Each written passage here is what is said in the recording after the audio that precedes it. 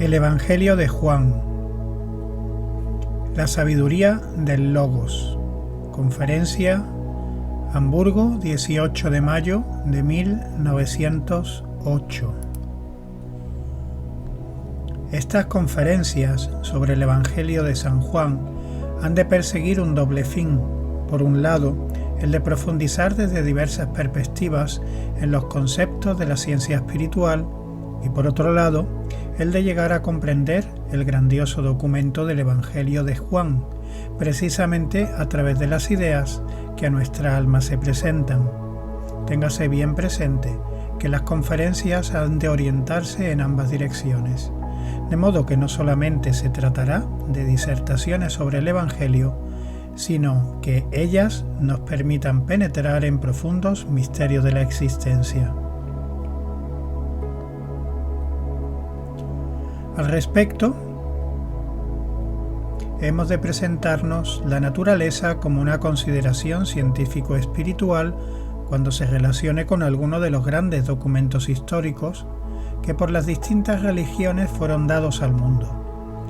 Podría creerse que el representante de la ciencia espiritual, al hablar del Evangelio de Juan, lo hiciera en el sentido en que comúnmente se suele proceder, basándose en el documento escrito con el fin de registrar las verdades correspondientes, apoyándose en la autoridad de los documentos religiosos mismos.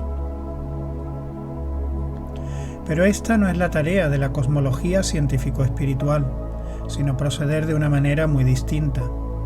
Para cumplir con su misión frente al espíritu humano de nuestro tiempo, la ciencia espiritual deberá mostrar que el hombre, si aprende a emplear sus fuerzas interiores y sus facultades de la percepción espiritual, podrá penetrar en los misterios de la existencia, es decir, en lo que detrás del mundo sensorial se halla en los mundos espirituales. El hombre moderno debe ser consciente de que con la fuerza de su propio conocimiento y empleando sus facultades interiores, podrá penetrar en los misterios de la existencia y comunicarse con las fuerzas y entidades creadoras del universo. De tal suerte, será posible arribar a los misterios del Evangelio de Juan en forma independiente de toda tradición y de cualquier documento histórico. Con toda claridad podríamos expresarlo diciendo que si por algún evento se perdieran todas las escrituras religiosas, pero conserváramos estas facultades, ellas nos permitirían penetrar en los misterios de la existencia y llegar a conocer las fuerzas y entidades creadoras divino-espirituales ocultas detrás del mundo físico. La ciencia espiritual ha de apoyarse en estas fuentes de conocimiento independientes de toda clase de documentos y llegar a reconocer el verdadero valor de las escrituras religiosas después de haber investigado en forma independiente de ellas los misterios divino-espirituales del mundo. Pues así, estando libre e independiente de aquellos documentos, puede contrastar en ellos lo que por la investigación directa va descubriendo. Podemos estar seguros de que, para quien haya tomado tal camino, las escrituras jamás perderán nada de su valor, ni se sentirá frente a ellas menos respeto y veneración.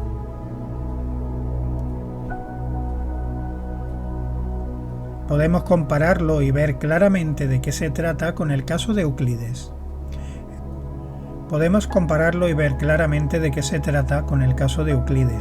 El antiguo geómetra que fue el primero en darnos la geometría, la que ahora cada escolar aprende a partir de cierto grado de la enseñanza primaria. Pero aprender geometría no está necesariamente sujeto a aquel libro de Euclides, sino que la mayoría de la gente aprende la geometría elemental sin conocer para nada ese primer libro en que Euclides depositó los elementos básicos de la geometría. Se aprende geometría independientemente del libro de Euclides, porque ella se origina en una facultad del espíritu humano. Pero después de haberla conocido y aprendido, el gran libro de geometría de Euclides seguirá siendo apreciado debidamente, pues en él se encuentra lo ya adquirido en la forma en que los conocimientos correspondientes aparecieron por primera vez. Y así como el escolar aprende geometría sin saber nada de aquel primer libro de Euclides, así también es posible encontrar, en virtud de las fuerzas latentes en el hombre, los grandes hechos del mundo a que se refiere el Evangelio de Juan, sin saber nada de este documento. Quien se acerque al Evangelio de Juan, dotado del saber relativo a los mundos superiores, podrá decirse: ¿qué es lo que aquí se presenta dentro de la historia espiritual de la humanidad? Los misterios más profundos de los mundos espirituales ocultamente se hallan depositados y fueron dados a la humanidad en este libro. Y nuestros conocimientos de las verdades acerca de los mundos divino-espirituales nos permiten entonces apreciar debidamente la característica divino-espiritual del Evangelio de Juan. En ello reside realmente el acercarse de la justa manera a semejantes documentos que tratan de hechos espirituales. Frente al representante de la ciencia espiritual, hay investigadores que lingüísticamente, como los filólogos, comprenden todo el contenido de estos documentos como el Evangelio de Juan, y con relación al contenido de tales libros, también los teólogos, en cierto modo, son como filólogos. Tomemos una vez más la comparación con la geometría de Euclides para contestar la pregunta de quién será el mejor intérprete. ¿Aquel que sabe traducir bien el contenido mediante palabras sin tener idea de los conocimientos de geometría? Caso de resultado bastante curioso. En cambio, el traductor, que sabe de geometría, aunque comprenda poco de filología, sabrá apreciar el libro en su justa manera. Tal es la posición del representante de la ciencia espiritual frente a muchos otros investigadores. Por sí misma, la ciencia espiritual da a conocer los conocimientos que de los mundos espirituales se encuentran en el Evangelio de Juan, de un modo similar a como el geómatra se sitúa frente al libro de Euclides. Huelga responder a la objeción de que de esta manera uno pueda imaginarse cosas que el documento no contiene, pues quien comprende su contenido no precisa inventar nada que en el Evangelio no exista. Al igual que otros documentos, el Evangelio de Juan no pierde nada de su valor ni de la veneración que se le debe cuando se llega a conocer su verdadero contenido. Para quien haya penetrado en los misterios del mundo, este Evangelio aparece como uno de los más importantes documentos de la cultura espiritual humana.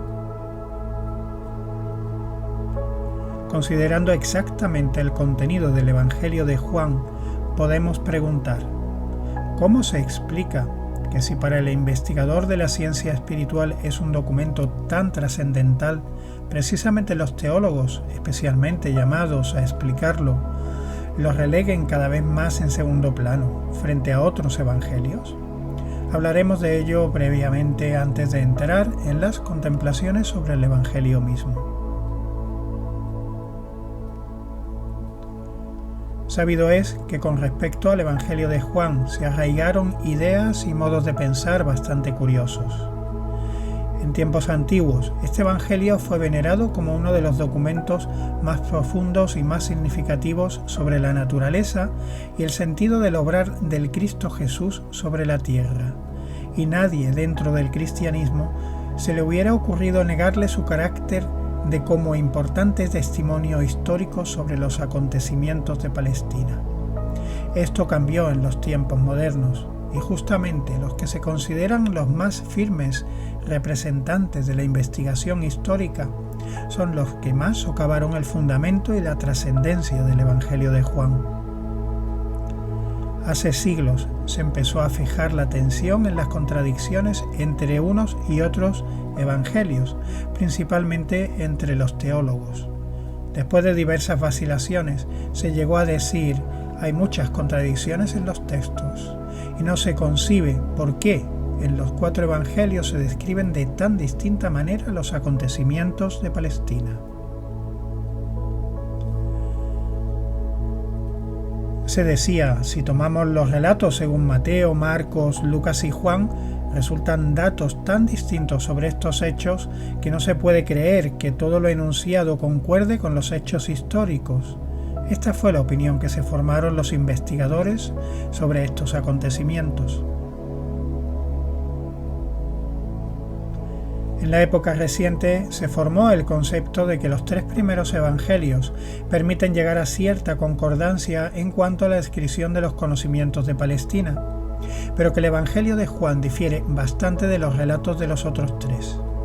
Así se llegó a la conclusión de que con respecto a los hechos históricos hay que dar más crédito a esos otros 3 evangelios y que el de Juan merece menos credibilidad. Y con el tiempo se llegó a pensar que el Evangelio de Juan no fue escrito con la misma intención que los otros 3. Se decía, estos últimos solo quisieron registrar lo acontecido, mientras que la intención del autor del Evangelio de Juan fue muy distinta. Por diversas razones, finalmente se llegó a creer que este Evangelio fue escrito relativamente tarde. Muchos creen que el Evangelio de Juan fue escrito no antes de la 3ª, 4ª o quizás en la 2ª década del 2º siglo de nuestra era. Quiere decir, en un tiempo en que el cristianismo ya había tomado una determinada forma y que ya tenía sus adversarios.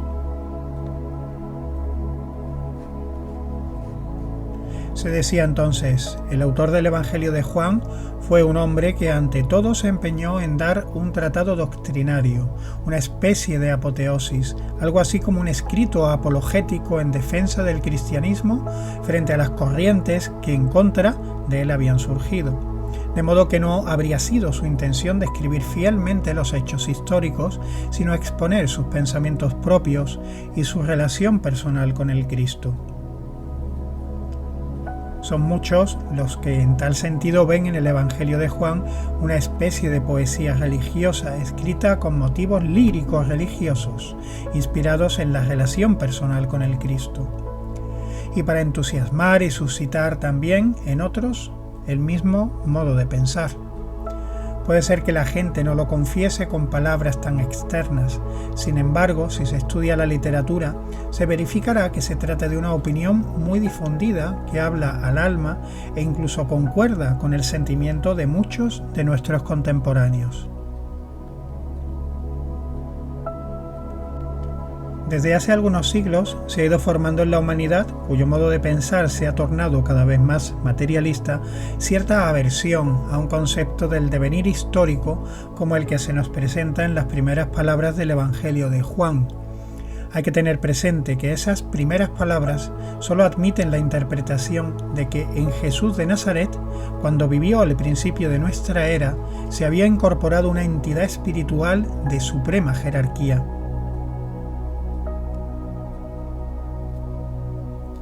El autor del Evangelio de Juan, de acuerdo con toda su naturaleza, solo pudo, al hablar de Jesús, comenzar con lo que él llamaba el Verbo o el Logos, y así tuvo que decir: en el principio era este Verbo, y por el Verbo fueron hechos todas las cosas, por el Verbo o por el Logos. Si tomamos estas palabras en todo su significado, tenemos que decir que el autor de este Evangelio se ve precisado a conceptualizar como Logos el principio del mundo, lo más sublime a que el espíritu humano puede elevarse, y a decir: todas las cosas fueron hechas por este Logos, la causa primitiva de las cosas.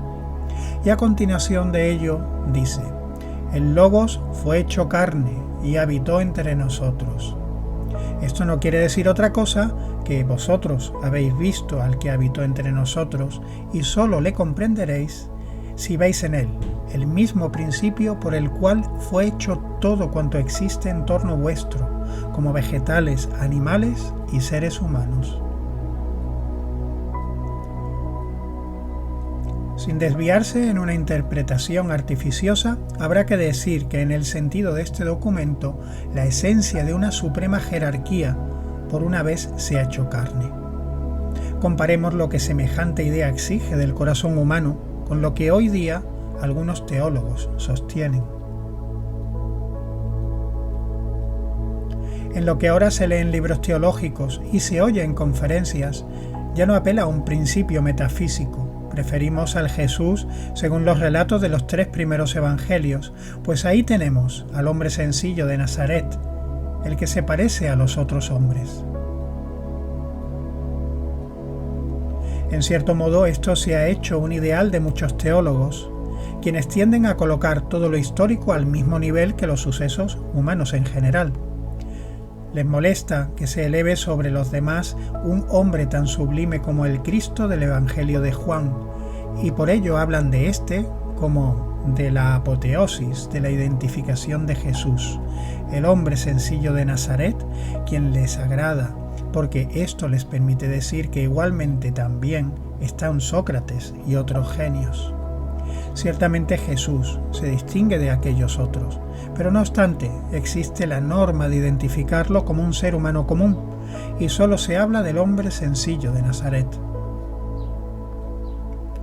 Actualmente este término ya se encuentra en numerosas obras teológicas, como asimismo en libros de teología universal, donde se trata de la así llamada teología racionalista. Esto tiene que ver con el pensar materialista que la humanidad ha ido viendo cómo se formaba desde hace siglos y que se basa en la creencia de que solo existe y que solo importa lo físico sensible. En los tiempos de la evolución, en que la mirada aún no se alzaba a lo suprasensible, el hombre podía decir. En cuanto a la apariencia exterior, hay personalidades históricas que pueden compararse con el hombre sencillo de Nazaret, pero él es el único en su género en cuanto a lo espiritual e invisible que en esta personalidad vivió. En cambio, cuando se pierde la mirada y la visión de lo invisible y lo metafísico, se pierde la medida para todo lo que sobrepasa el tipo promedio de la humanidad, y esto se evidenció principalmente en cuanto al aspecto religioso de la vida. No hay que engañarse, el materialismo penetró primero en la vida religiosa. Para la evolución espiritual de la humanidad, el materialismo es mucho menos peligroso en lo que se refiere a los hechos exteriores de la ciencia natural que en lo relativo al concepto de los misterios religiosos.